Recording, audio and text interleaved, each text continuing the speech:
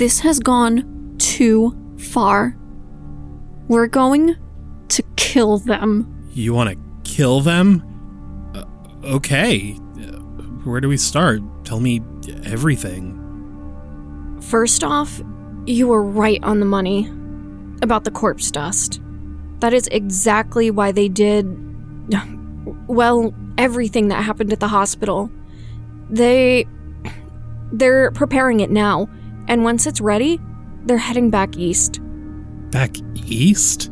Why?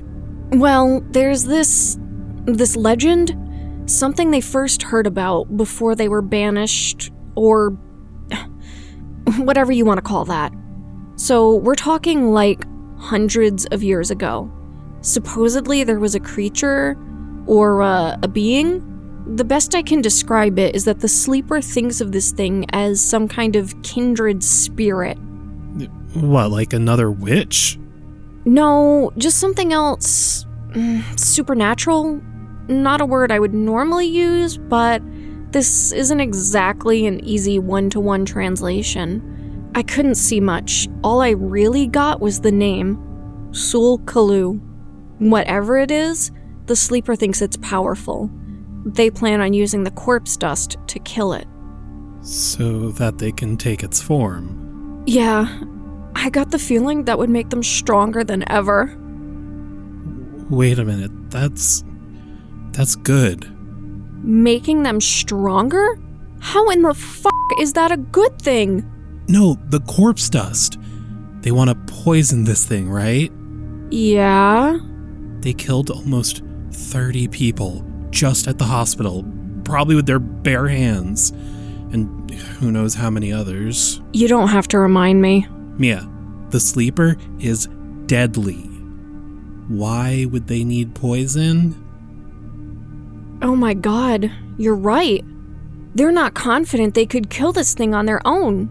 There's a possibility of failure. Which means they're not unstoppable. They can be killed. We actually have a chance. We can do this.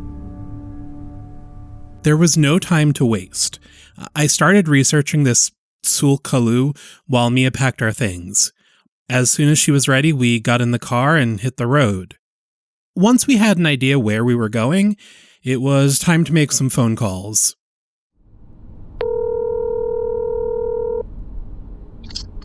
Miller, you're up late. How's it hanging? Hey, Faulkner. Lucas is here too. Sorry, we'd love to chat, but this is a business call. Did you see what went down in Tahoe? The hospital massacre. You two are mixed up in that. I was wondering if a monster was involved. What's the story? I'm not gonna sugarcoat it. It's bad. Real bad. You ever hear of skinwalkers? Yeah, I've heard of them. Never seen one, or met anyone that has. But I know they're supposed to be bad juju. Remember the witches? The ones that with Campbell? They died in that bloodbath house? Yeah. It was their ritual that did it. Summoned the sleeper. That's who killed them all. And it's been toying with us ever since we got back. They've been completely unpredictable until now, but we finally have an idea of what they're planning. Please tell me you're back in the States. Yeah, as a matter of fact, I'm home right now. Can we hire you? We need help ASAP. No. What? I may have low standards, but this fucking monster killed kids. Consider this one pro bono. Great. I'll send you everything we've got so far. You got it. Oh, just one more thing. Do you happen to have any white ash? Our goal at this point was to find out where Sul Kalu was, get there before the sleeper, and then stop them once they showed up looking for it. Mia thought we'd have a few days at the very least until the corpse dust would be ready, so time was probably on our side. The odds were good, at least. Once we got off the phone with Faulkner, there was someone else I needed to call. Even Mia was on board this time. Just remember, don't mention Sul Kalu. If it is a cryptid, or even just some kind of person with powers, They'll just want to kill it too. Whoever or whatever it is, they didn't ask to be involved in all this. Yeah, of course.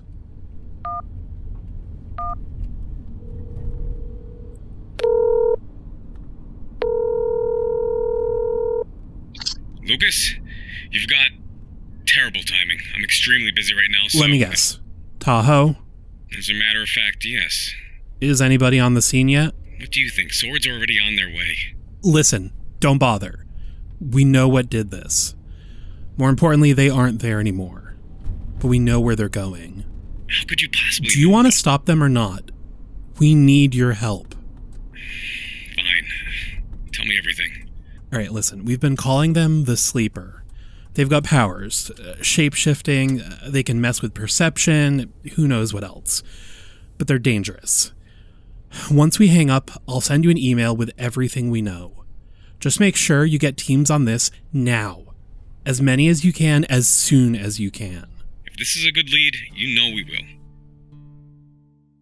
I sent some emails to Faulkner and Sawyer, recapping everything we knew so far, keeping a few minor details from the Ordo. I also messaged a few other people through the Sanctuary Network to let them know what was going on in case things didn't go well for us. To make sure others would know about the Sleeper if we failed. Once all that was done, we just focused on the road. Our destination would likely be somewhere along the Tennessee-North Carolina border. Fortunately, Faulkner was only a few hours away from the area, so he was going to leave now and start tracking. We planned to meet up with him as soon as we could get there ourselves. Rest stop coming up. You need anything? Nah, I'm good, thanks. Oh! What? Just got an email back from Sawyer. And? He's super skeptical of how we know all this. What did you tell him? I didn't bother to make something up. I just told him not to ask how we figured it out. But he still trusts me enough to pull some strings. It sounds like he already got the strike teams rerouted.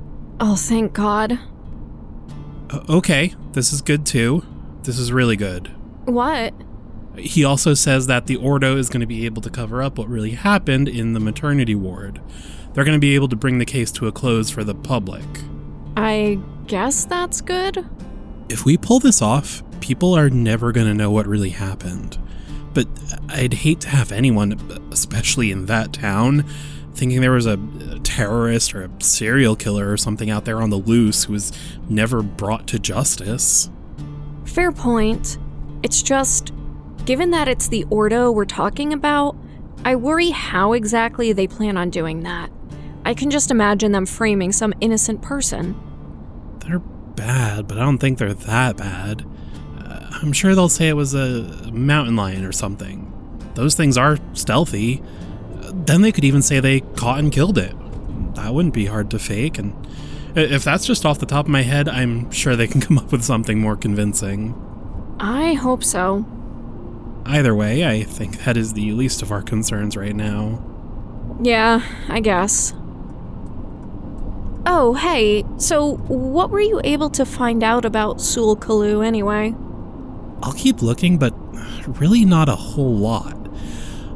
We've got a few different variations on the name, which is always the case when you try to translate something from a language that doesn't use the same alphabet, or in this case doesn't use an alphabet at all.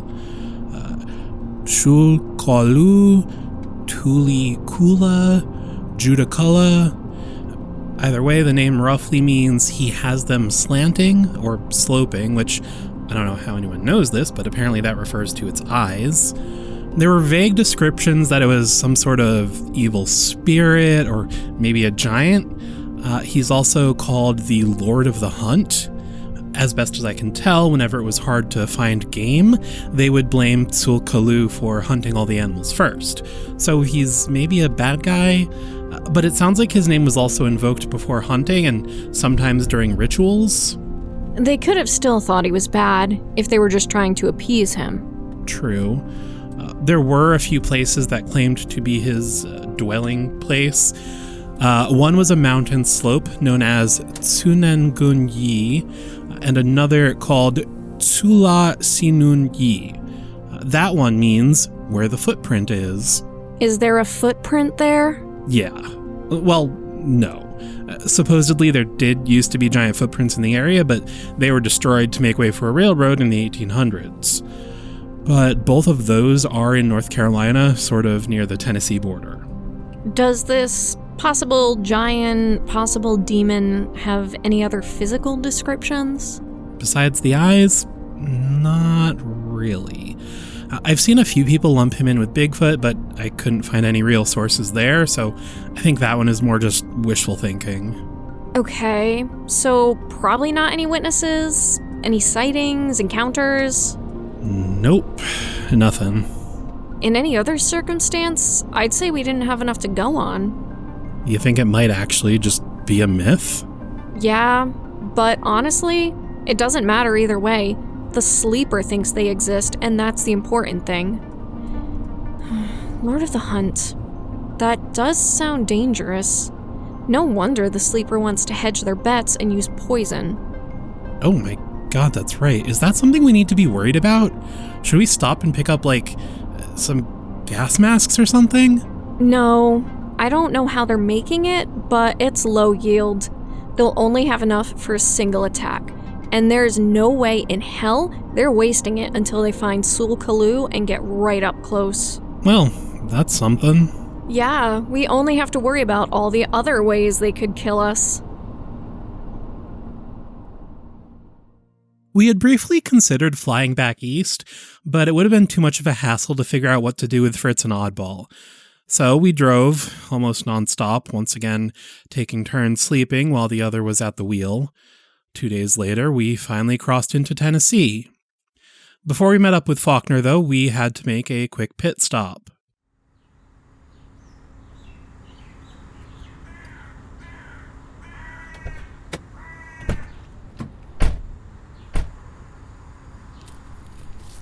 Hey, guys. Donna, you have no idea how good it is to see a friendly face right now. Yeah, I just wish we were here under better circumstances. Me too, but I'm glad I can help. This actually worked out perfect. We were going to be driving right through here anyway. And I just want them to be safe. Who knows what's going to happen out there? I couldn't put them in any danger. Well, I'm always happy to spend some quality time with Fritz. And where's the new baby? Right here. Oh my goodness, what a precious little thing. Oddball, right? Yeah. Aww, hello, Oddball. Okay, listen. You two are going to behave for Donna. She's very nice. We're leaving now, but we'll be back soon. No arguing. Got it? Say, before you guys head back out, do you guys want to stay the night? Don't take this the wrong way, but you both look beat. I don't know. What do you say? I guess we have been pushing it. You're right. We probably should get some real sleep while we're here. Thank you. Of course, make yourselves at home. We made sure that Fritz and Oddball were settled in, and then we slept as well as we could. It wasn't quite a full night's rest. We were still up and out before sunrise, but it was certainly better than sleeping in the car again. Donna's home was pretty close to where Faulkner said he would be, so within only a few hours we had reached the Great Smoky Mountains, southeast of Knoxville. Faulkner said that if the creature did exist, this is where we would find it. He'd been in the field since the day before. And we weren't alone. It turned out that this was apparently the most visited national park in the country. Fortunately, the Ordo must have realized that as well, because once we got closer to the park's entrance, we found a roadblock that was turning people away. Sawyer had already put in a word for us, though, and they let us pass. Once we reached the empty parking lot, we loaded our gear and got ready to head out. You see that? What? Where? You can just make them out on the horizon. Helicopters. Ordo? Must be. All right. You ready? Not really. Me either. Let's do this. And so we entered into the park to meet up with Faulkner. We were immediately greeted with a dense fog covering the entire area. This isn't f***ing ominous or anything. It's apparently pretty common around here. That's actually why they're called the Smokies. Well, if it keeps up like this, those helicopters won't be much use. We're gonna need boots on the ground.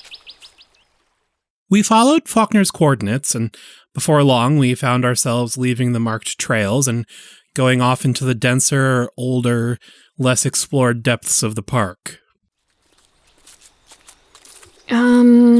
Okay. Looks like there's gonna be a brook just past this hill, and Faulkner should be right there.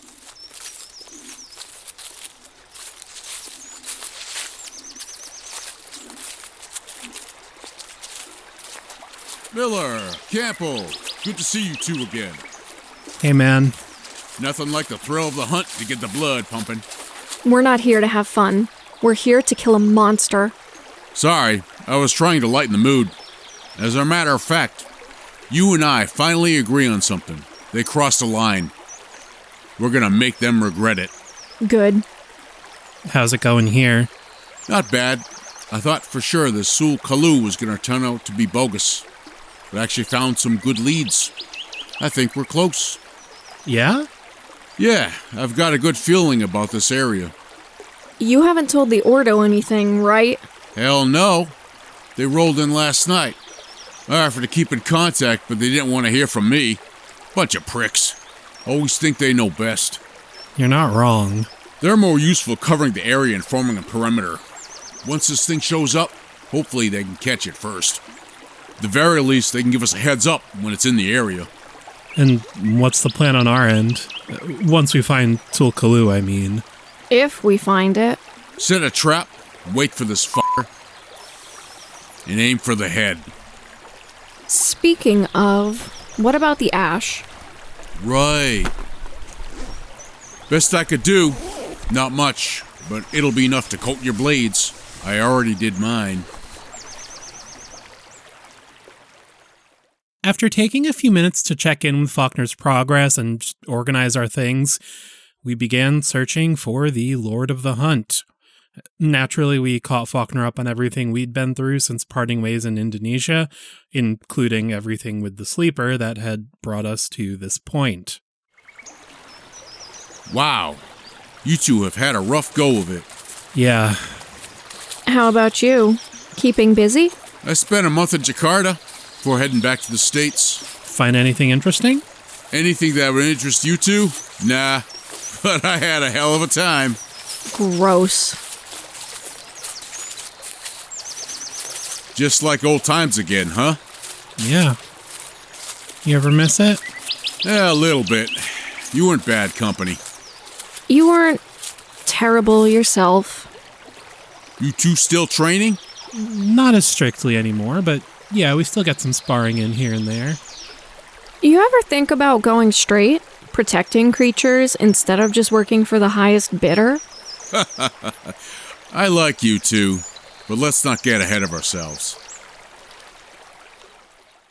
Before losing service entirely, I made another quick call to Sawyer to give him our coordinates and let him know we were finally in the area. He wasn't running this operation, so we wouldn't officially be working together, but he said he'd make sure that agents didn't bother us. Or, think one of us was the monster and try to shoot.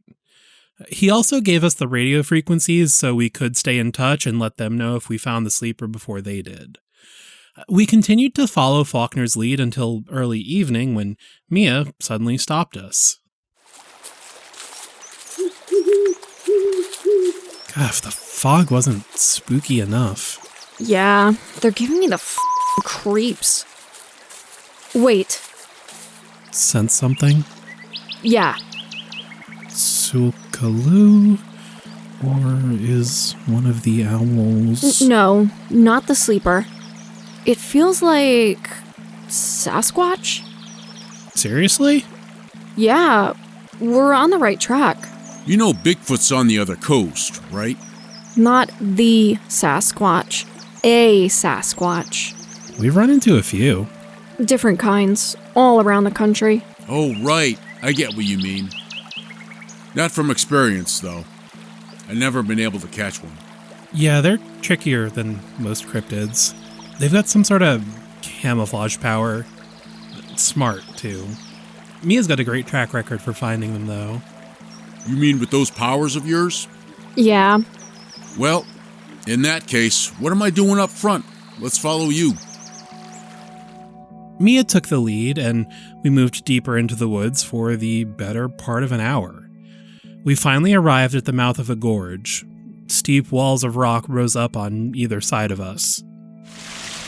It's this way. In there?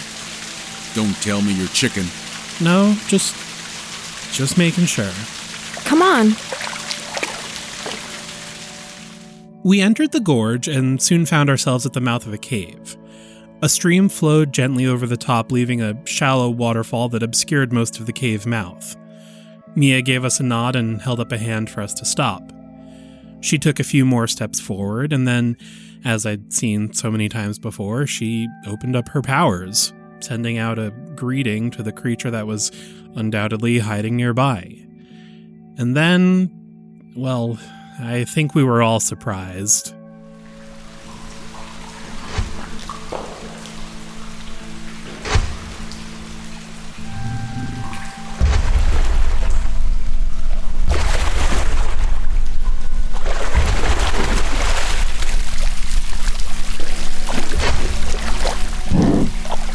Oh, wow. Hello. Holy sh**. I thought you said this was a Bigfoot. I think it is. Holy sh**. This ain't Bigfoot. This is King f***ing Kong. There is no way we can let the Ordo know about this. Obviously. We just gotta keep them out of this gorge. That should be simple enough. Did you see the way it just appeared like that? Nobody's gonna be able to find this thing. Yeah, like I said, they're good at hiding. What the? You see that up ahead? Yeah, what is it? Team, status, did you find something? Over. Yeah, a carcass. I think it was a deer. Any sign of what killed it? Over. Negative. Bravo 2, check it out. Roger. Stay focused. Remember, Tango could be any animal. If this kill is fresh, it might be close. Over. Wait a minute. I don't think it's dead.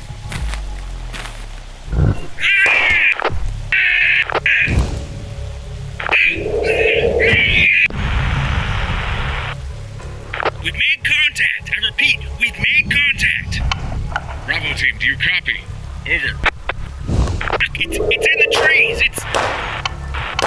All teams converge on Bravo. Move now!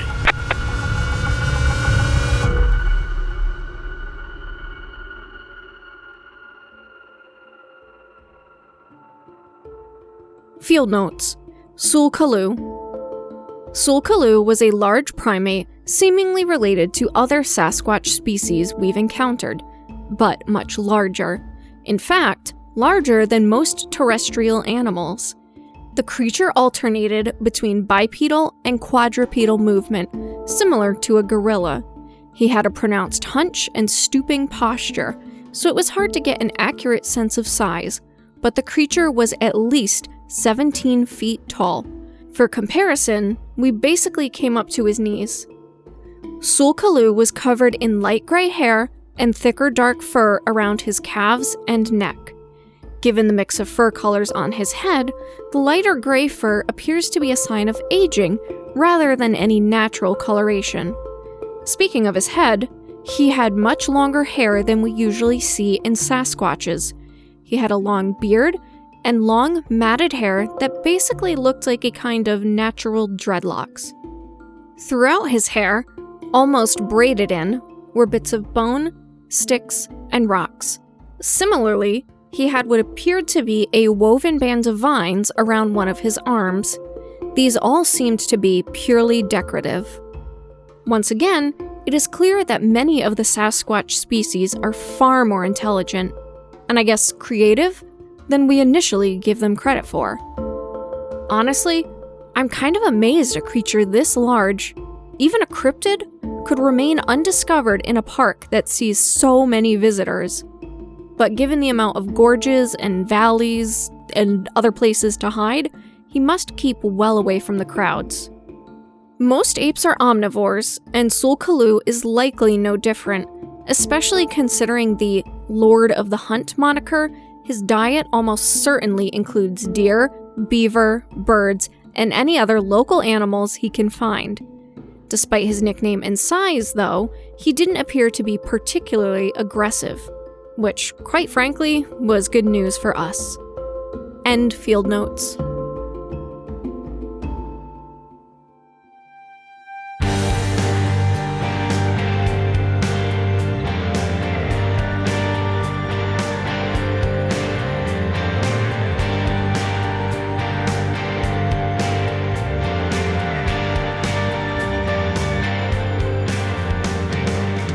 The Cryptid Cases has been a production of Little Giant Monsters. Find out more about us at littlegiantmonsters.com and by searching for Little Giant Monsters on social media.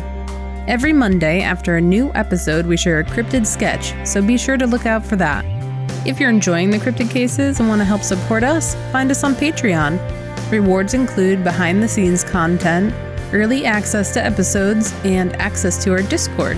A huge thanks to all our current patrons. Links to our Patreon, our merch, and other shows we're creating are all available on our website or in the description of this episode. Another way to support our work is through ratings and comments on Apple Podcasts and other podcast apps.